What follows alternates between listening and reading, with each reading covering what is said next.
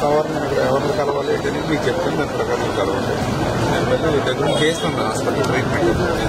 ఈవేళ ఈ సమాజంలో ఎవరికి ఏ కష్టం వచ్చినా, ఎవరికి ఏ ఆపద వచ్చినా, ఎవరికి ఏ సమస్య వచ్చినా ఈవేళ ముందుండి వాళ్ళకి ధైర్యం చెప్పి వాళ్ళ జీవితంలో ఒక భరోసా కల్పించి ఒక భద్రతనిచ్చేటువంటి ప్రభుత్వం మన ఎన్డీఏ ప్రభుత్వం.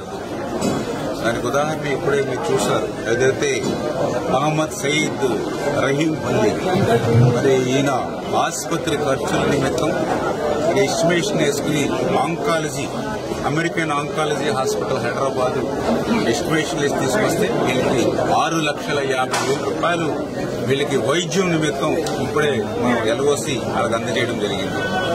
అదేవిధంగా ఇప్పుడే కొత్తపేటకు సంబంధించి గొబ్బల బాలయేసు మరి సింధు హాస్పిటల్ హైదరాబాద్ మరి వీళ్ళకి కూడా మరి బోన్ మ్యారో సంబంధించినటువంటి ట్రీట్మెంట్ కి సంబంధించి అక్షరాల 10 లక్షల రూపాయలు వీరికి ఇప్పుడే మనం ఎల్ఓసి ముఖ్యమంత్రి సహాయ నిధిని అందించడం జరిగింది. అదేవిధంగా మన పెనుమదం మరి నేలపాటి రజీనా ఏదైతే ఆంధ్ర హాస్పిటల్ విజయవాడ ఇప్పుడే వాళ్ళ తండ్రి చెప్పాడు, ఇప్పటికే 5 ఆపరేషన్లు చేశారు. ఆ చిన్న పాపకు 6 సంవత్సరాలు. ఇప్పుడు మళ్లీ ఆపరేషన్ నిమిత్తం డబ్బులు లేక ఇబ్బంది పడుతూ ఉంటాయి.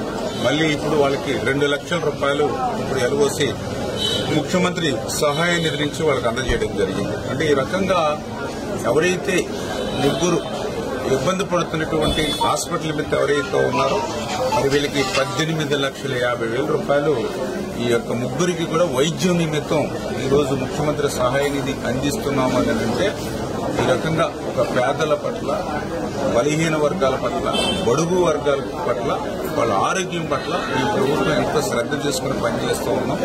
అదేవిధంగా గ్రామ స్థాయిలో కానీ, వార్డు స్థాయిలో కానీ మా పార్టీ నాయకత్వం కూడా ఎంత సాయం చేసేటువంటి విధానంలో పనిచేస్తూ ఉన్నారో ఇదే ఒక ఉదాహరణ అని చెప్పి తెలియజేసుకుంటూ ఈ రకంగా మరి తెలుగుదేశం, జనసేన, బీజేపీ అంటే కార్యకర్తల నుంచి ఆగ్ర నాయకుడి వరకు కూడా పేదల సేవలో పనిచేసేటువంటి వ్యక్తులు కాబట్టి ఇన్ని సహాయాలు, ఇంత సాయం ప్రతిరోజు అందుతుందని చెప్పి మీ ద్వారా అందరికీ తెలియజేస్తున్నాను.